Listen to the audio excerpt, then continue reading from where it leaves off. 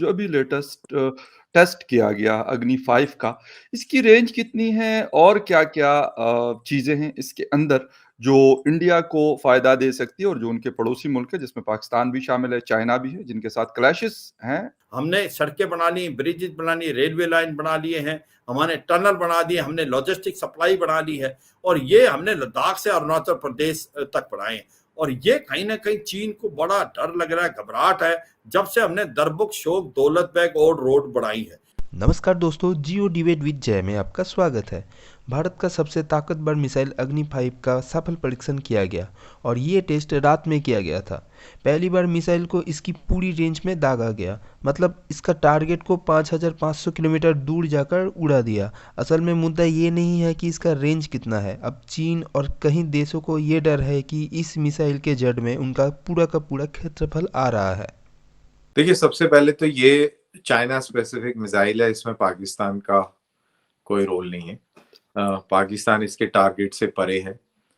ये अग्नि 5 missile already in service है। इसकी ऑफिशियल रेंज तकरीबन 5400 किलोमीटर बताई जा रही है या लोग अंदाजा लगा रहे हैं, बट अनऑफिशियली इसकी रेंज 8000 टू 10000 किलोमीटर है। और अगर ये 5500 किलोमीटर्स भी है या 5400 किलोमीटर्स भी है, तब भी आप मान के चलिए कि पूरा का पूरा चाइना इसकी जद में है। और सेंट्रल एशिया, आपका मिडिल ईस्ट, और आप और उधर आगे चले जाएं तो यूरोपियन कंट्रीज भी इसके जद में आते हैं, ईस्टर्न यूरोपियन कंट्रीज। लेकिन इंटरनेशनल मॉनिटरिंग जो वेबसाइट्स हैं, अगर आप उनको सर्च करें और उनको पढ़ें तो वो कहती हैं कि इस मिसाइल की रेंज 8000 टू 10000 किलोमीटर्स की है। और चाइना का ये मानना है कि इस मिसाइल की रेंज तकरीबन 12000 किलोमीटर की है। अब जैसा आपको मालूम होगा कि चाइना के tracking ships Indian Ocean region में काफी रहते हैं, वो इंडियन मिसाइल्स को ही ट्रैक करते हैं। पीछे एक विवाद भी हुआ था जब उनका एक स्पाई शिप ट्रिंकोमाली के अंदर, हम्बन टोटा के अंदर एम्बार्क हुआ था श्रीलंका में, और इंडिया ने उस पर प्रोटेस्ट भी किया था। अब ऐसा होता है कि जब मिसाइल फायर करते हैं तो उसकी एक ट्रेजेक्ट्री होती है।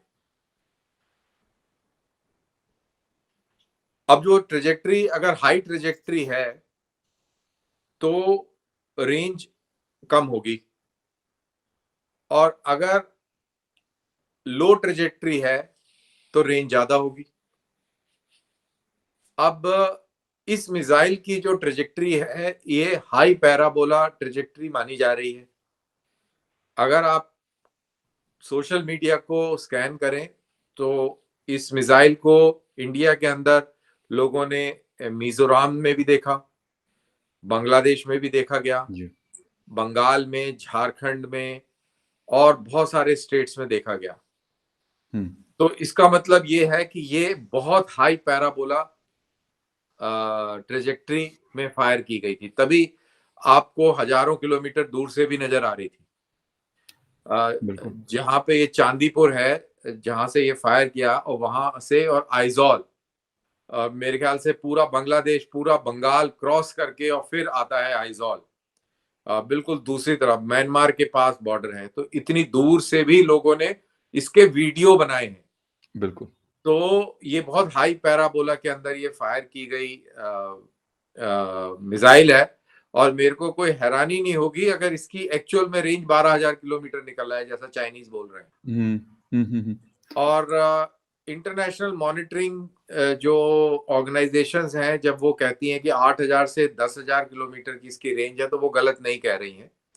और ये बात इसी चीज से क्लियर हो जाती है, जैसा कि मैंने आपको एक बड़ा प्रैक्टिकल सा एग्जाम्पल दिया कि कितने लोगों ने कितनी दूर दूर से वीडियो बनाए थे। एग्जैक्टली। अगर आप इसको बस उसी तरीके से कंपेयर करिए आर्टिलरी के फायर से। अगर आर्टिलरी का फायर हाई एंगल में होता है तो रेंज कम होती है, और लो एंगल में होता है तो रेंज ज्यादा होती है। और जब लो एंगल में फायर होता है तो गोला ऊपर कम जाता है और आगे ज्यादा जाता है। Basic simple geometry, trigonometry, mathematics, right. Physics, ये सब वो बेसिक है ही।